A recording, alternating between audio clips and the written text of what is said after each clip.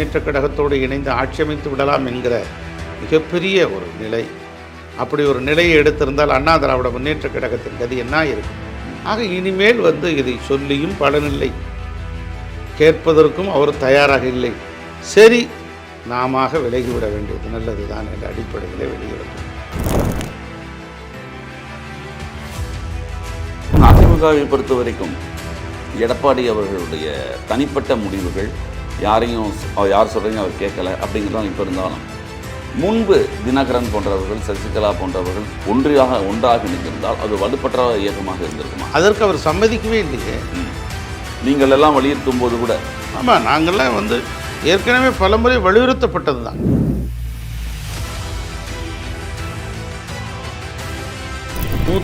இடங்களில் 3வது இடம், 18 இடங்களில் அண்ணா திராவிட முன்னேற்ற கழகம் டெபாசிட் இழந்திருக்கிறது.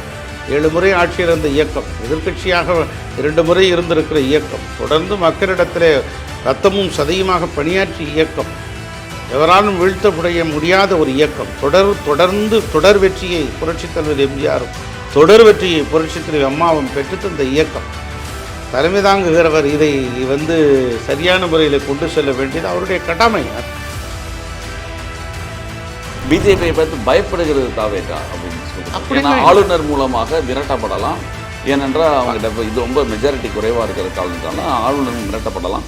டீலிமிட்டேஷன் போன்ற பிரச்சனைகளுக்கு தாவேகா என்ன அவருடைய பதில் என்னன்னு கேட்குறாங்க. யாரும் விரைவில் அடுத்து இப்போ சட்டமன்றத்தில் பட்ஜெட் கூட்டத்தொடரில் முழு கவனம் இருக்குது. டீலிமிட்டேஷன் குறித்தெல்லாம் கருத்து ஆய்வு செய்து ஒரு முறைப்படி நாங்கள் அறிக்கை வெளியிடுவோம்.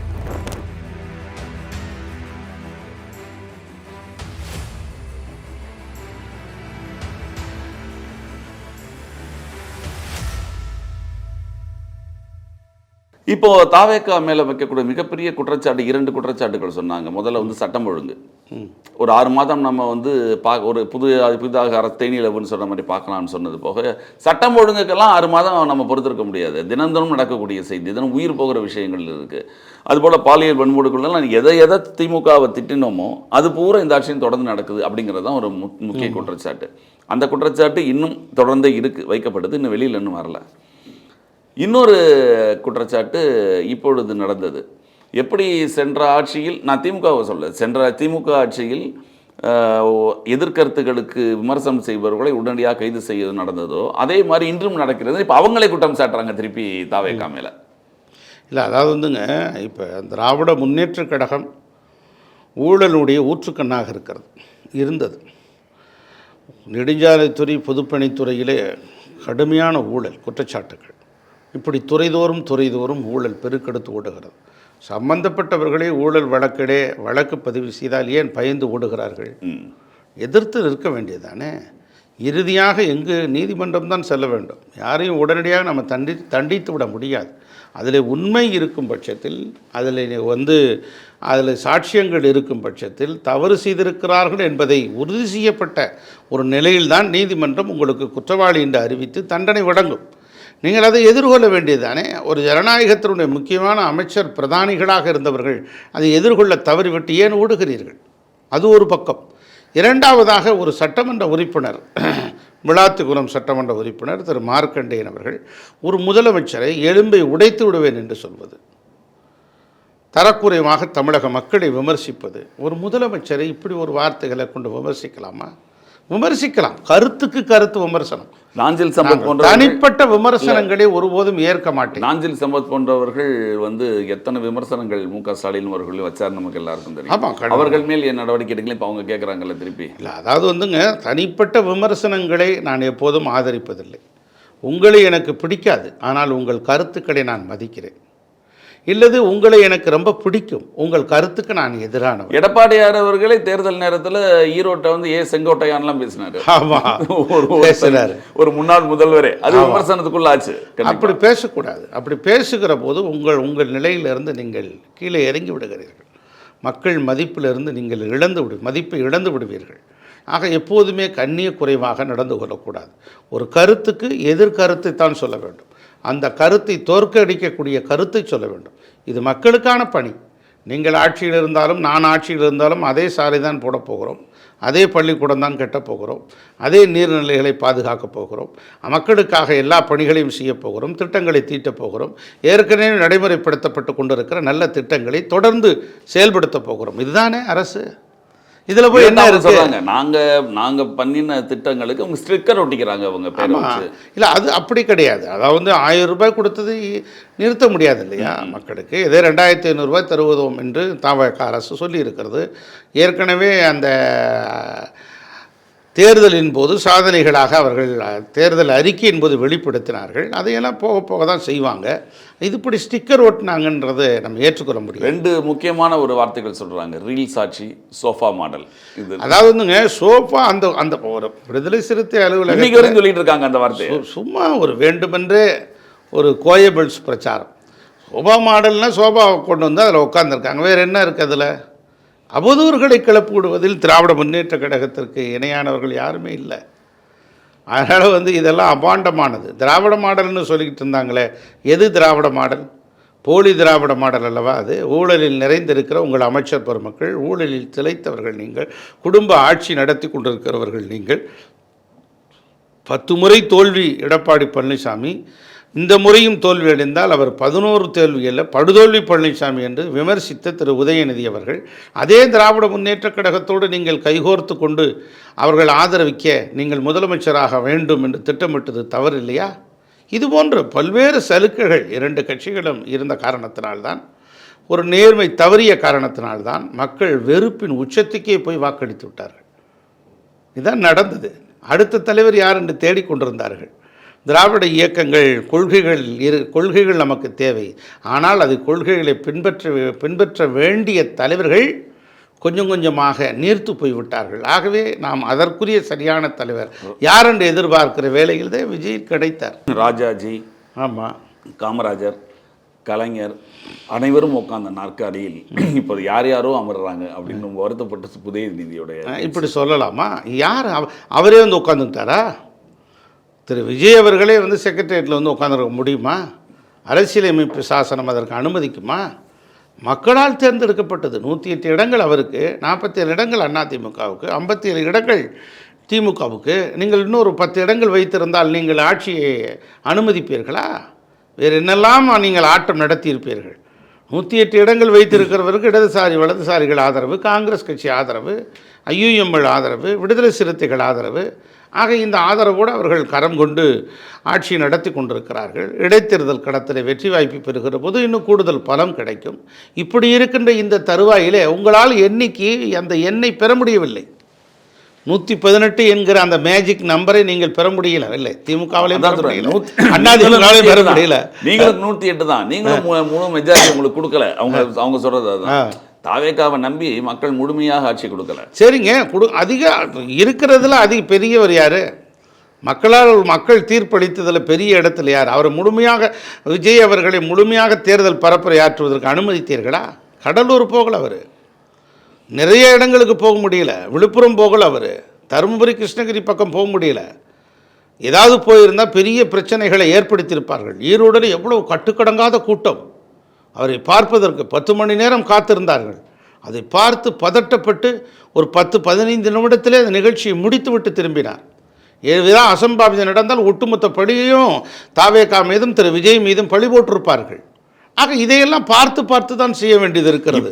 அரசியலில் புதியவர், ஆட்சி அதிகாரத்தில் புதியவர், நியாயமாகவும் கண்ணியமாகவும் நீதியாகவும் நேர்மையாகவும் சமத்துவ அடிப்படையிலும் சமூக நீதியினுடைய அடிப்படையிலும் சகோதரத்தன்மையோடு நடந்து கொள்ள வேண்டும் என்கிற அவர் அமைதியான பார்வையை சீண்டி பார்க்கிறார்கள் திமுக. நீங்கள் அவருடைய சந்திப்பு நீங்கள் நிகழ்ந்ததாகும்? ஆமாம், நான் அவரோட சந்தித்து தான் சேர்ந்தேன். சந்திச்சிங்க? 10 நிமிடம் சந்தித்தேன். உரையாடினார், மகிழ்ச்சியாக வரவேற்றார். தங்கள் வரவு நல்வரவாகட்டும் என்று வாழ்த்தினார். நான் எழுதிய நூலை அவருக்கு வழங்கினேன்.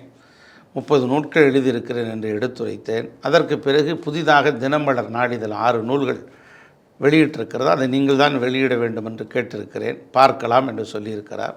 அதற்கு பிறகு நான் 20 படங்களுக்கு பாடல் எழுதியிருக்கிறேன். உங்கள் படத்தில் கூட ஒரு பாடல் எழுதியிருக்கிறேன்.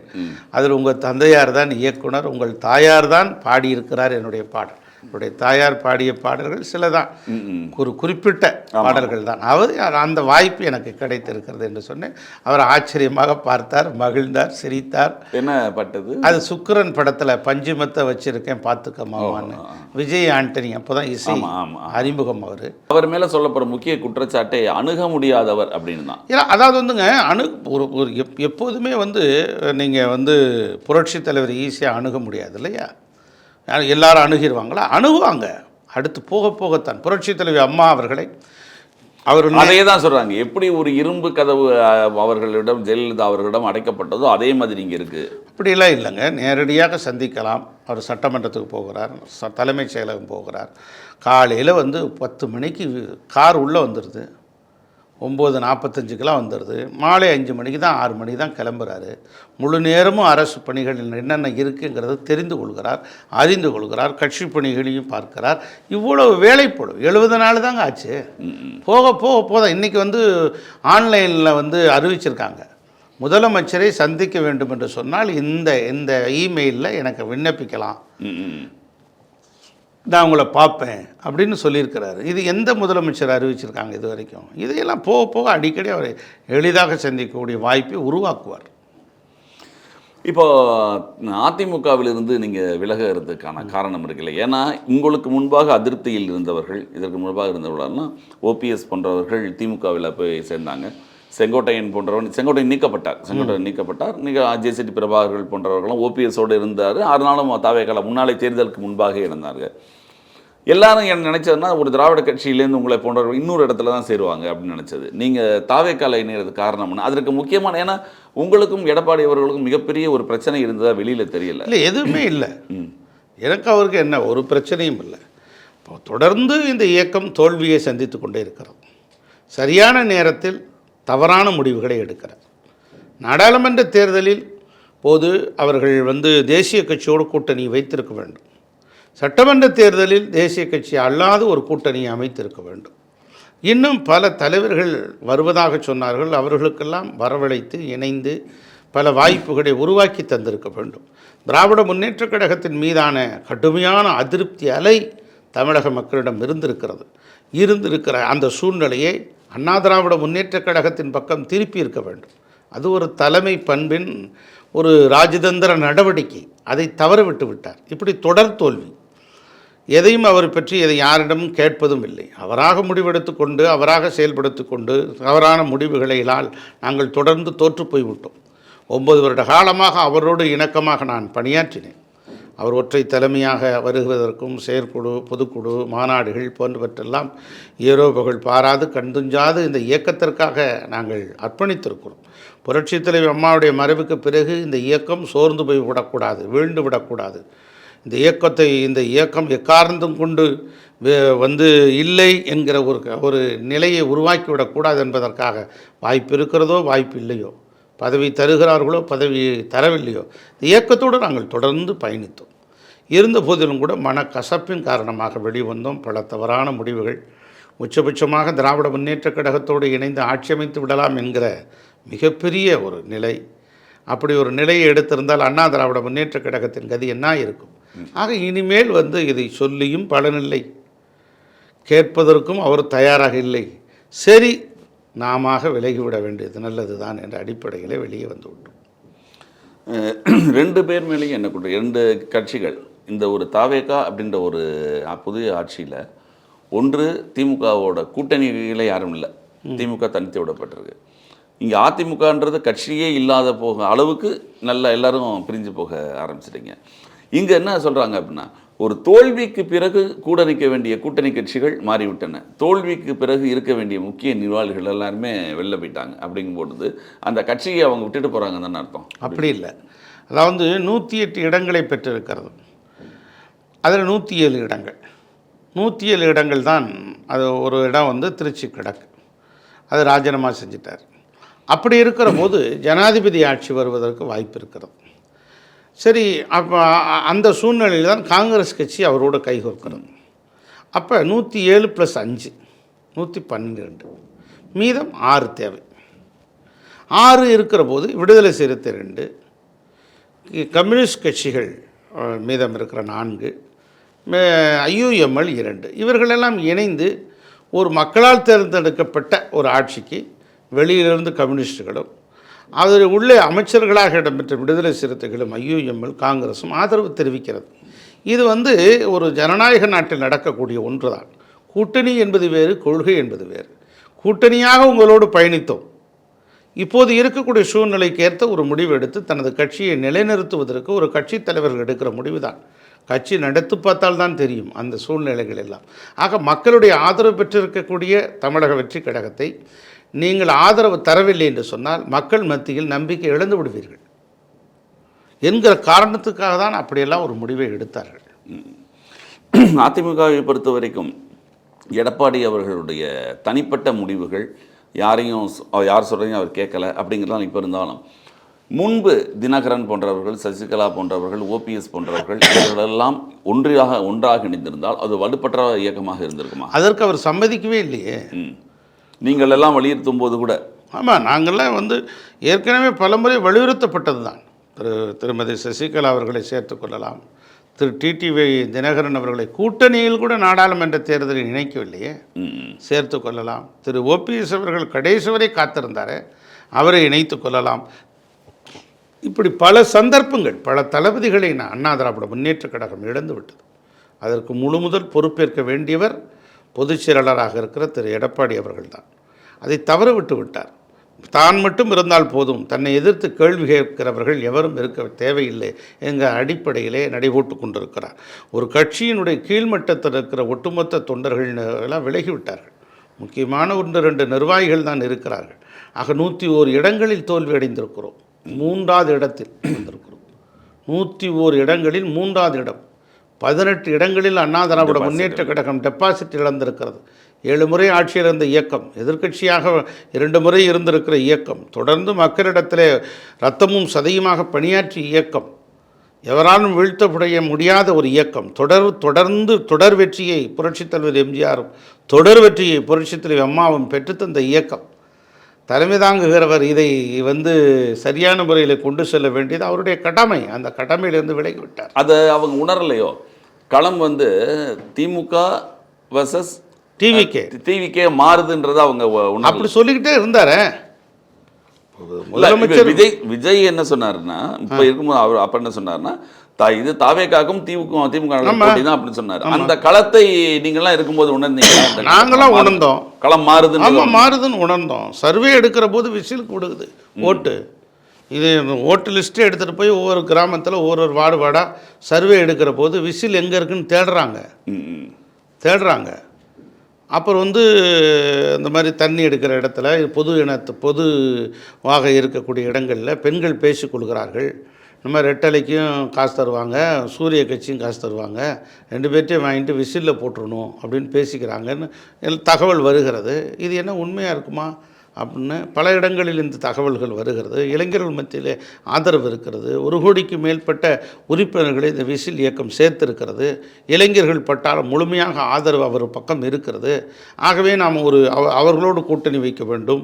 அவர்களும் கூட்டணிக்கு தயாராக இருந்த நிலையிலே சரியான முறையில் பேச்சுவார்த்தை நடத்தியிருக்க வேண்டும். இவையெல்லாம் சொல்லப்பட்டது, ஆனால் ஏற்றுக்கொள்ளவில்லை. அதிமுகவுக்கு இருந்த மிகப்பெரிய பலமே அவர்கள் எம்ஜிஆர் அவர்கள் காலத்திலிருந்து பெண்களுடைய வாக்கு தான். ஆனால் இந்த தடவை பெண்கள் வாக்கு அதிகமாக, பெண்களுடைய ஆதரவு அதிகமாக விஜய்க்கு வந்தது.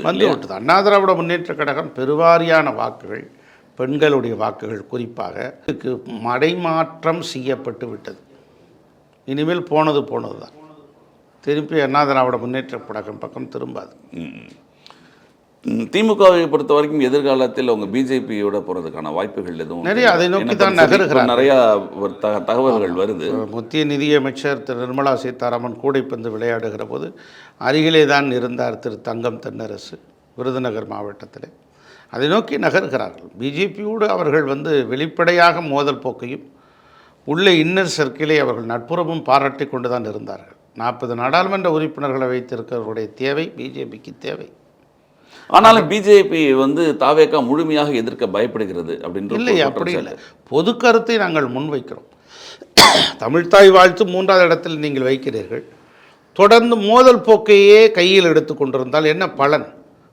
உள்துறை அமைச்சருக்கு கடிதம் எழுதினார் முதலமைச்சர் திரு விஜய் அவர்கள். நீங்கள் இதற்குரிய வழிகாட்டுங்கள் என்று சொல்லி உள்துறை அமைச்சர் மிக தெளிவான வழிகாட்டுதலை எடுத்து சொன்னார். மாநில பாடல் முதலிடம், 2வதாக வந்தே மாதரம், 3வதாக ஜனகணமன. இது இந்தியாவுக்கே வழிகாட்டி இருக்கிறார் விஜய் அவர்கள். ஆக இதுதான் ஒரு புரிதலோடு இருக்கக்கூடிய ராஜதந்திர நடவடிக்கை. தொடர்ந்து வாக்கு அரசியலுக்காக மோதல் போக்கையே நடத்தி கொண்டிருக்கும் திராவிட முன்னேற்ற கழகம். ஒரு காலத்தில் காங்கிரஸ், இப்போது பிஜேபி. பிஜேபியை பார்த்து பயப்படுகிறது தாவேகா அப்படின்னு சொல்லி, ஏன்னா ஆளுநர் மூலமாக விரட்டப்படலாம். ஏனென்றால் அவங்க இது ரொம்ப மெஜாரிட்டி குறைவாக இருக்கிற காரணத்தால ஆளுநரும் மிரட்டப்படலாம். டீலிமிட்டேஷன் போன்ற பிரச்சனைகளுக்கு தாவேகா என்ன அவருடைய பதில் என்னன்னு கேட்குறாங்க. யாரும் விரைவில் அடுத்து இப்போ சட்டமன்றத்தில் பட்ஜெட் கூட்டத்தொடரில் முழு கவனம் இருக்குது. டீலிமிட்டேஷன் குறித்தெல்லாம் கருத்து ஆய்வு செய்து ஒரு முறைப்படி நாங்கள் அறிக்கை வெளியிடுவோம். எப்படி அண்ணா சார் அங்கே இதில் டெல்லியில் போராட்டம் பண்ணும்போது நடிகர் விஜயாக இருந்தவர் போய் சென்று அங்கே பார்த்தாரோ, அது மாதிரி மிகப்பெரிய போராட்டம் நடக்குது. சோனம் அங்கே தொடர்ந்து உண்ணாவிரதம் இருக்கிறார். அப்போ இவரோட நிலை என்ன? ஒரு முதல்வர் போய் சென்று பார்க்கக்கூடாதா? எல்லாம் திமுகவுடைய கேள்வி. சும்மா கேட்பாங்க. அவங்க 40 நாடாளுமன்ற உறுப்பினர்களை வைத்திருக்கிறவர்கள் என்ன செய்து விட்டார்கள்? நாடாளுமன்றத்தை முடக்கி இருக்க வேண்டாமா? என்ன செய்து விட்டார்கள் அவர்கள்? காவிரிக்காக முடக்கியது அண்ணா திராவிட முன்னேற்ற கழகம். அதுபோன்ற காரியத்தை செய்தார்களா? நீட் தேர்வுக்கு திரு ராகுல் காந்தி அவர்கள் அந்த பிரச்சனைக்கு முன்னின்று போகிற போது அவர் கைது செய்யப்பட்டார் என்பதை கண்டனம் தெரிவித்திருக்கிறது தமிழக வெற்றி கழகம். நீட் தேர்வு கூடாது என்பதுதான் எங்களுடைய கருத்து என்பதை தெளிவுபடுத்தியிருக்கிறது தமிழக வெற்றி கழகம். இதற்குரிய மாணவர்களுக்குரிய முறையிலே பாதுகாப்பு நல்க வேண்டும், ஜனநாயக முறையிலே அவர்களுடைய பேச்சுவார்த்தை நடத்தி உரிய நடவடிக்கை எடுக்க வேண்டும் என்பதில் தமிழக வெற்றி கழகம் உறுதியோடு இருக்கிறது.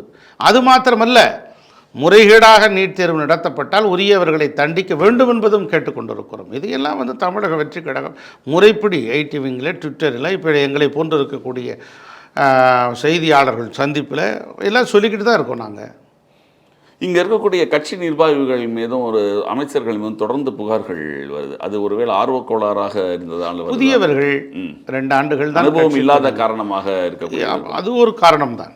2 ஆண்டுகள் தான் ஆகியிருக்கிறது ஒரு இயக்கம் தொடங்கி. 2 ஆண்டுகளில் இவ்வளோ பெரிய உச்சத்தை தொட்டு இருக்கிறது தமிழக வெற்றி கழகம். ஆகவே போக போக எல்லாம் சரியாகும். தமிழக கூட்டணி நம்முடைய அமைச்சரவை கூட்டத்திலே மிக தெளிவுபடுத்தினார் முதலமைச்சர் அவர்கள்.